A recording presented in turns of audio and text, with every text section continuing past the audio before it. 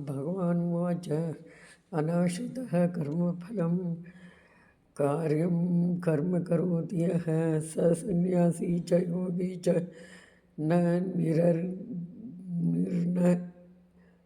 च क्रियः ನಿರಗ್ನಿರ್ನ ಚ ಕ್ರಿಯ. ಭಗವಂತನು ಹೇಳಿದನು, ಕರ್ಮಫಲವನ್ನು ಆಶ್ರಯಿಸದೆ ಮಾಡಲೇಬೇಕಾದ ಕರ್ತವ್ಯವನ್ನು ಯಾರು ಆಚರಿಸುತ್ತಾನೆ ಅವನೇ ಸನ್ಯಾಸಿ ಮತ್ತು ಯೋಗಿಯು. ಸಾಕ್ಷಾತ್ಕಾರವಾಗದೆ ಕರ್ತವ್ಯವನ್ನು ಮಾಡದಿರುವವನಲ್ಲ. ಅಗ್ನಿಯನ್ನು ಹೊತ್ತಿಸದೆ ಸಾಕ್ಷಾತ್ಕಾರವಾಗದೆ ಕರ್ತವ್ಯವನ್ನು ಮಾಡದಿರುವವನಲ್ಲ. ಯಂ ಸನ್ಯಾಸಮಿತಿ ಪ್ರಾಹುಃ ಯೋಗಂ ತಂ ವಿದ್ಧಿ ಪಾಂಡವ. ನ ಹ್ಯಸನ್ಯಸ್ತಸಂಕಲ್ಪೋ ಯೋಗಿ ಭವತಿ ಕಶ್ಚನ. ಪಾಂಡವ, ಯಾವುದನ್ನು ಸನ್ಯಾಸವೆಂದು ಹೇಳುತ್ತಾರೋ ಅದೇ ಪರಮೋನ್ನತ ಯೋಗವೆಂದು ನೀನು ತಿಳಿ. ಯಾರೊಬ್ಬನು ಇಂದ್ರಿಯ ತೃಪ್ತಿ ಆಸೆಯನ್ನು ತ್ಯಜಿಸದೆ ಯೋಗಿಯಾಗಲಾರನು.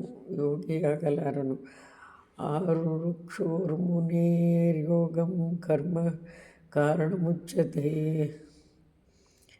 ಯೋಗಾರೂಢಸ್ಯ ತಸ್ಯೈವ ಶಮಃ ಕಾರಣಮುಚ್ಯತೆ. ಯೋಗ ಪದ್ಧತಿಯನ್ನು ಆರಂಭಿಸಿದವನಿಗೆ ಕರ್ಮವೇ ಸಾಧನವು. ಯೋಗದಲ್ಲಿ ಮುಂದುವರೆದವನಿಗೆ ಭೌತಿಕ ಕರ್ಮಗಳನ್ನು ನಿಲ್ಲಿಸುವುದೇ ಸಾಧನವೆಂದು ಹೇಳಲಾಗಿದೆ. ಯದಾ ಹಿ ನೇಂದ್ರಿಯಾರ್ಥೇಷು ನ ಕರ್ಮಸ್ವನುಷಜ್ಯತೆ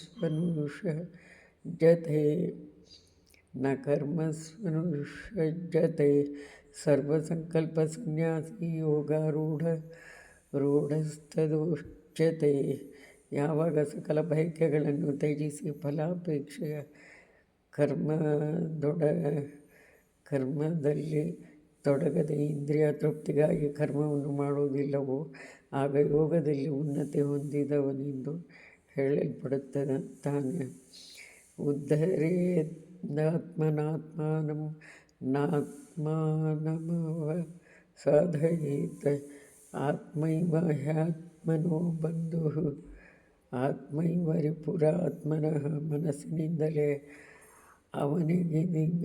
ಅವನತಿಗೀಡು ಮಾಡಿಕೊಳ್ಳದೆ ತನ್ನನ್ನು ಉದ್ಧರಿಸಿಕೊಳ್ಳಬೇಕು. ಬದ್ಧ ಜೀವಿ ಖಂಡಿತವಾಗಿಯೂ ಮನಸ್ಸೇ ಬಂಧುವು ಶತ್ರುವೂ ಆಗಿದೆ.